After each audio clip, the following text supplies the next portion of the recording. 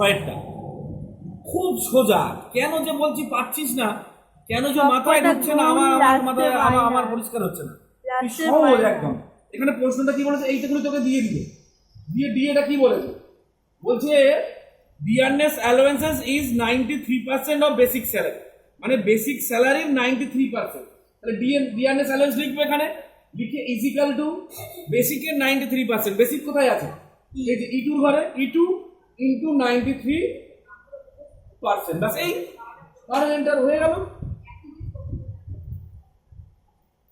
এই চারে বলছে house rent allowance is 30% of basic salary, মানে বেসিকের 30%। তাহলে ইজিক্যাল টু বেসিক কোথায় আছে, E2 তে ইন্টু 30% হয়ে গেল।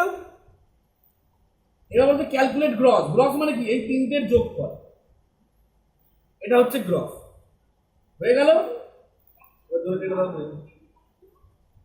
একটা মাইনাস। এবার ইনকাম ট্যাক্স কি বলেছে, income tax is deducted as 15% of gross salary.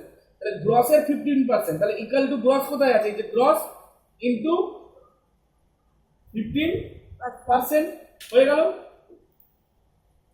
R net salary কি হবে, is equal to gross minus item.